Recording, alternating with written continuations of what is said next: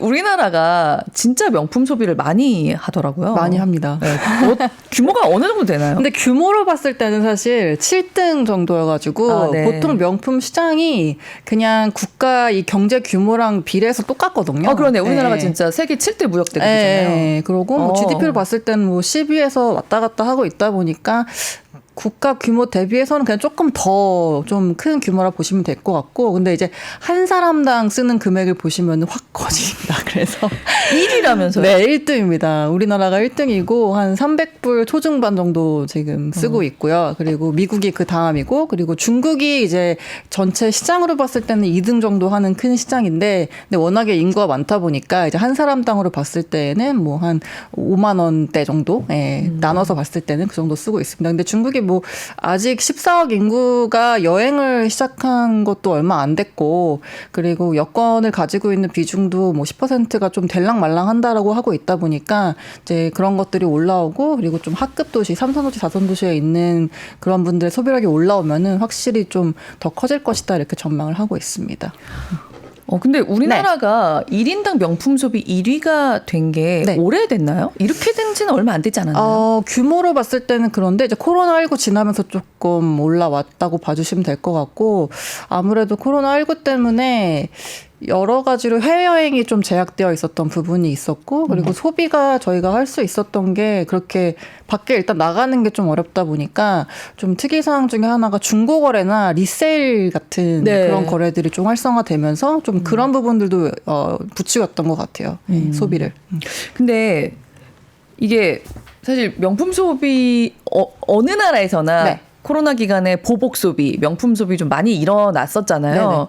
근데 그 와중에 또 우리가 1인당 1위를 하게 된 거는 좀 어떻게 분석할 수 있을까요? 근데 아무래도 좀 우리나라가 땅이 좁고 그리고 아파트, 이거 전 개인적인 생각인데 아파트 문화이고 하다 보니까 남들이 뭐 하고 뭘 먹고 사는지 너무 잘 알 수 있다라는 게 다른 좀 땅이 넓은 나라랑은 약간 다른 점이지 않나. 그래서 워낙에 그런 남들의 시선에 좀 민감하고 남들 하는 걸 다 같이 좀 해야 되고, 그런 부분들이 좀 부추긴 것도 있는 것 같아요. 그리고 이거는 뭐 우리나라뿐만 아니라 다 똑같은 글로벌 현상이긴 한데, 최근에 명품을 소비하는 연령층 자체가 좀 낮아지는 것도 그리고 또 뭐 뒤에서 다루겠지만은 뭐 K-팝 아이돌처럼 좀 어린 분들이 이런 글로벌 럭셔리 업체들의 앰베서더로 활동을 하다 보니까 요즘엔 정말 초등학교 뭐 중학생 이런 친구들이 부모님 모시고 명품 매장 가가지고 옷도 사고 뭐 가방도 사고 한다더라고요.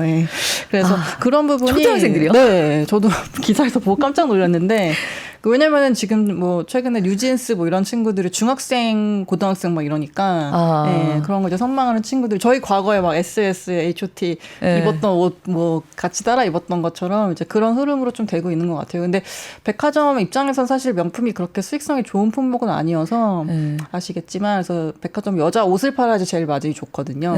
왜냐하면 이제 명품 업체들은 또 콧대가 높다 보니까 그리고 들어와 주는 것 자체가 일단 집계를, 임대료가 낮죠.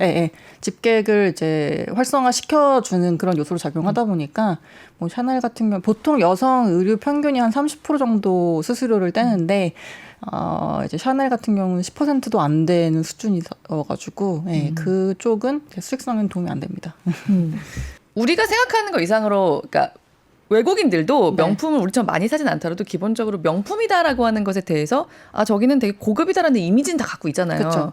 근데 그런 브랜드들의 앰베서더로 우리나라 K-팝 아이돌들이 이렇게 정말 그 얼굴로 활동하는 게 저는 역시 K-팝, K-한류의 위상 막 이런 쪽으로만 좀 생각을 했었었는데 또 우리나라 초등학생들에게는 약간 그런 영향도 좀 있을 수가 있겠네요. 네, 근데 그래서 무슨 유튜브에도 초등학생 뭐 하울 영상 이래가지고 정말 그리고 뭐 백화점 이건 좀 충격인데 VIP 문 닫고 뭐 그런 VIP도 모여가지고 퍼스널 쇼핑하는 거에 자기 갔다 이런 유튜브도 올라오고 뭐 그런 브이로그도 많다고 하더라고요. 초등학생이 문 닫고 초등학생이 그런데 같이 따라가서.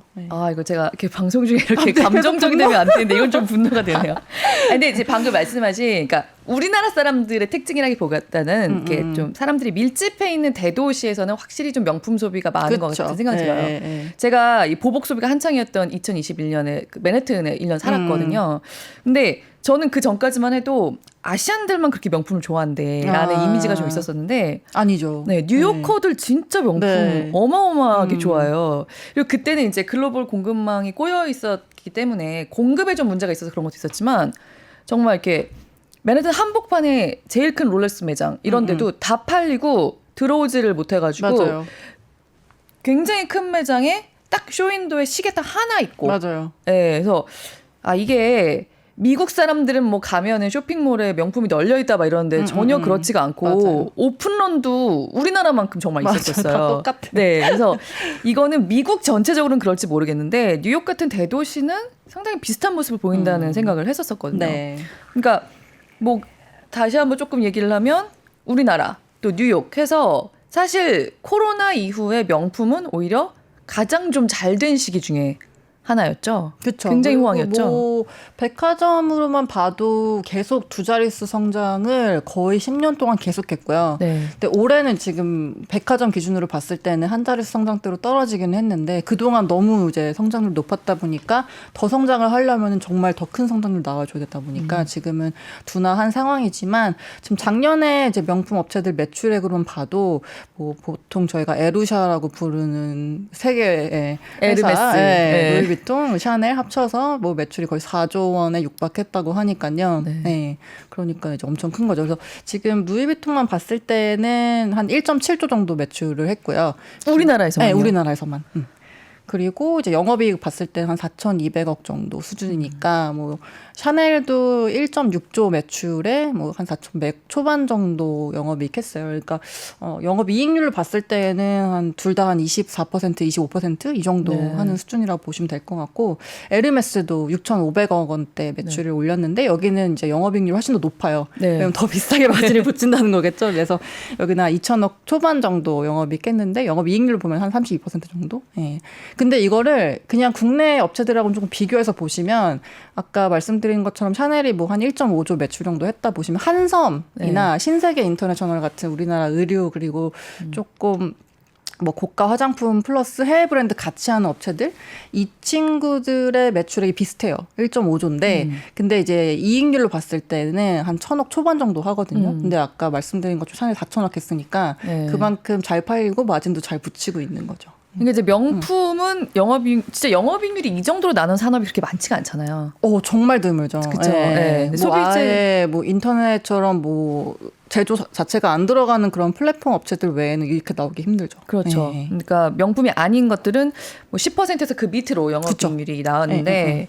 정말 부르는 게 값인 것이고 오늘이 제일 싸다라는 그런 신화를 계속적으로 주입을 시키니까 가격을 올리면서 샷테크 막 그렇죠. 해가면서